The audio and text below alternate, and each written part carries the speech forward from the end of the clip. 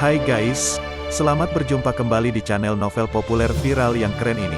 Sebelum mengikuti kelanjutan kisah Dev atau Cenping yang semakin seru dan mendebarkan ini, mohon bantuan kalian untuk subscribe, like, komen dan share video-video yang ada di channel ini ya.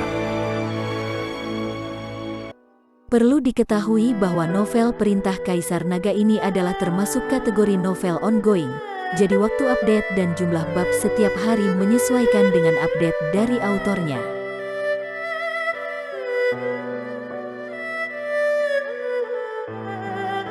Perintah Kaisar Naga bab 3227, 3228, 3229. Tepat ketika Dev hendak masuk ke dalam formasi ilusi, tiba-tiba ada suara dari belakang yang mengganggunya. Minggir, minggir, semuanya tidak kompeten dan suka ikut nimbrung saja. Menyusul teriakan tersebut, belasan apoteker berseragam apoteker berwarna putih bergegas maju dan berpegangan tangan untuk memisahkan jalan. Lalu terlihat seorang lelaki tua berambut putih, dengan penampilan seperti kultivator abadi, mengenakan jubah kain abu-abu, perlahan berjalan ke dalam rumah Raja Obat. Ketika mereka melihat lelaki tua ini, banyak apoteker menjadi gila. Raja Obat, Raja Obat, Raja Obat, aku mencintaimu, aku mencintaimu.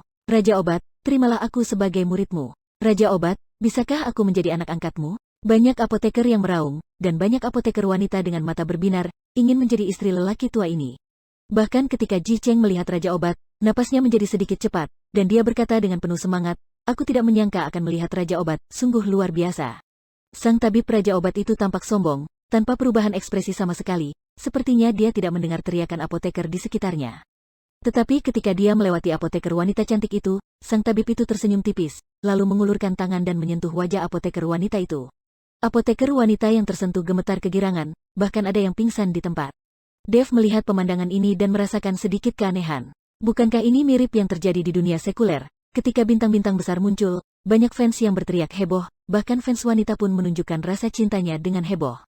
Hanya saja Raja Obat ini agak terlalu tua, Dev tidak mengerti mengapa apoteker wanita cantik ini menyukai pria tua ini. Apa yang kamu lakukan? Kenapa kamu tidak segera menyingkir? Ketika seorang apoteker melihat Dev masih berada di kediaman Raja Obat, dia langsung berteriak. Dev tidak mengeluarkan suara dan ingin menyingkir, tetapi tabib memperhatikan Dev, jadi dia mengerutkan kening dan berkata, kamu di sini untuk mengikuti ujian di usia yang begitu muda. Pantas saja di depan rumahku sangat berisik. Kamu masih terlalu muda untuk menjadi apoteker di masa depan, kamu tidak bisa mengikuti penilaian ini. Jangan perlakukan tempat saya seperti pasar sayur, siapapun bisa datang untuk meminta penilaian. Setelah mengatakan itu, tabib Raja Obat itu mengedipkan mata pada seorang apoteker berpakaian putih di sampingnya. Apoteker berpakaian putih langsung memahaminya dan berteriak kepada Dev, segera pergi, kamu tidak memenuhi syarat untuk mengikuti penilaian sekarang. Apa masalahnya? Mengapa aku tidak bisa mengikuti penilaian, meskipun aku masih muda? Dev mengerutkan kening, tidak ada alasan, kamu tidak akan bisa melakukannya. Beraninya kamu membantahku, apoteker berbaju putih tiba-tiba berkata dengan marah. Raja Obat, ini apoteker yang diundang oleh keluarga Ji kita. Saya ingin membeli rumput peri dari Raja Obat, jadi kami harus datang untuk penilaian. Ji Cheng melihat ini dan buru-buru melangkah maju untuk menjelaskan. Sang tabib Raja Obat itu melirik Ji Cheng dengan dingin, lalu melambaikan tangannya untuk membuat apoteker berpakaian putih itu mundur.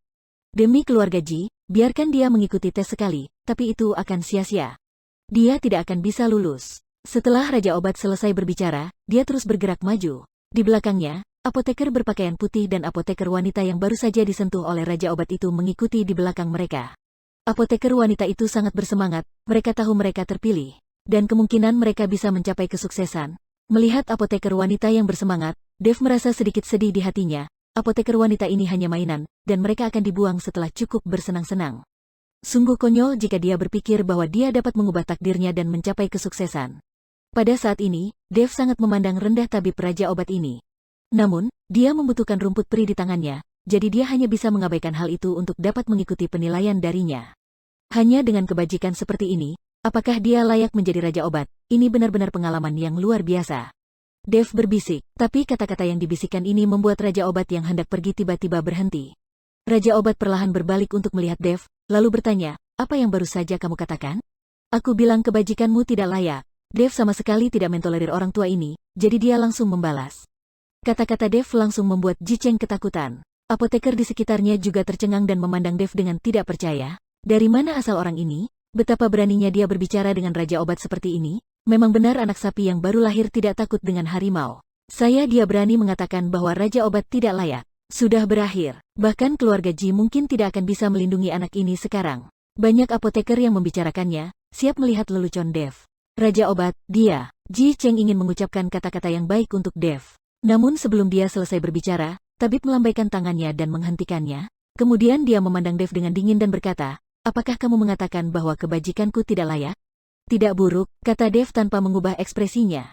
Apakah kamu tahu dengan siapa kamu berbicara? Raja obat sedikit menyipitkan matanya. Aku merasa kamu harus menunjukkan keterampilanmu. Adapun ujian yang kamu tetapkan, aku khawatir kamu sendiri bahkan tidak bisa lulus kan? Dev memandang Raja obat dengan provokatif dan berkata, alasan mengapa Dev mengatakan ini adalah agar disukai banyak apoteker. Karena banyak apoteker yang menganggap penilaiannya terlalu sulit, dan bahkan tabib Raja obat itu sendiri pun tidak bisa lulus. Benar saja, ketika Dev mengucapkan kata-kata ini, dia langsung menimbulkan keributan di antara banyak apoteker. Saya juga merasa, sulit bagi Raja obat sendiri untuk lulus ujian. Benar, tes ini terlalu sulit. Ini tingkat kesulitannya luar biasa. Akhirnya, seseorang berani mengungkitnya. Saya tidak tahu bagaimana Tuan Raja obat ini akan menghadapinya. Semua orang berbicara, tetapi kata-kata yang mereka bicarakan sampai ke telinga Raja obat. Mendengarkan diskusi semua orang dan melihat provokasi Dev, wajah Raja obat menjadi jelek. Nak, apa maksudmu? Kamu ingin bersaing denganku? Raja obat bertanya dengan wajah dingin. Apa salahnya membandingkan? Dev tersenyum ringan. Jika kamu ingin bersaing dengan saya khawatir kamu tidak akan lolos. Jika kamu ingin bersaing dengan saya, kamu harus lulus tes ini terlebih dahulu.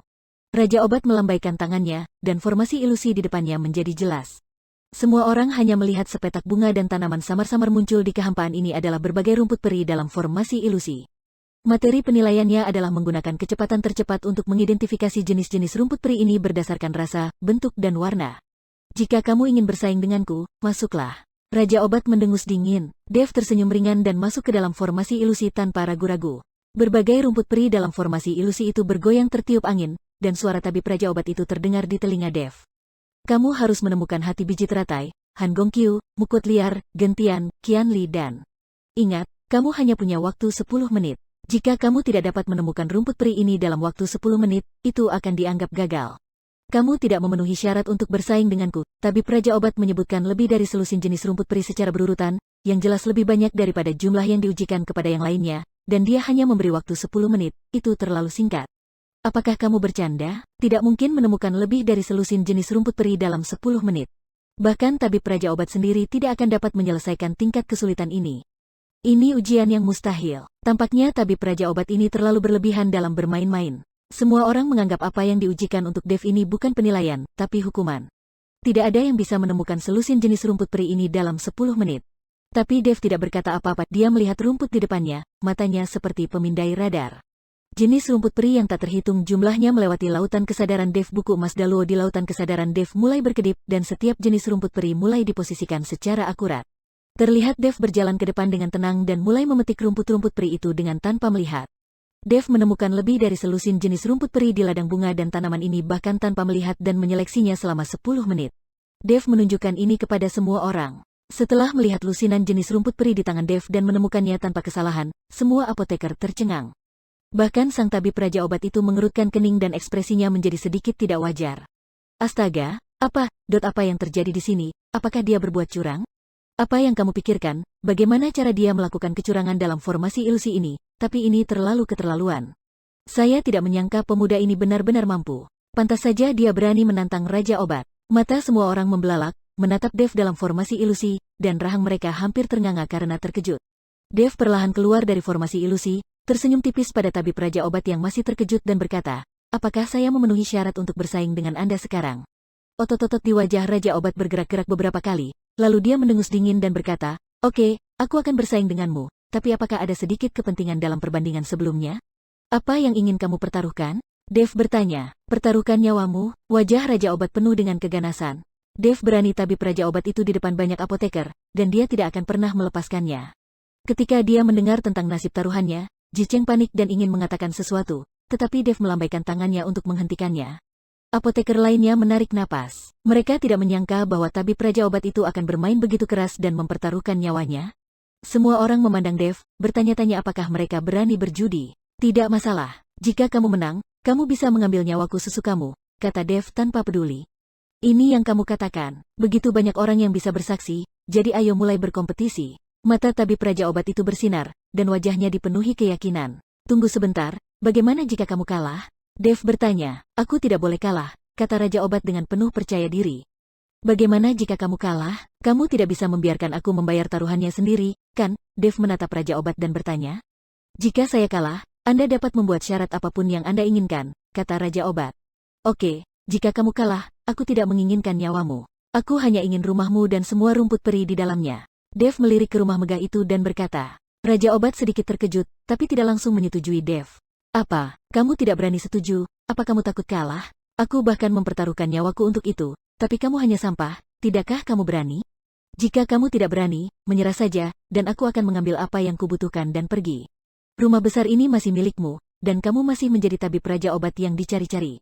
Kamu terus bermain-main dengan apoteker wanita cantik yang dibuat bingung olehmu, kata-kata Dev penuh ejekan.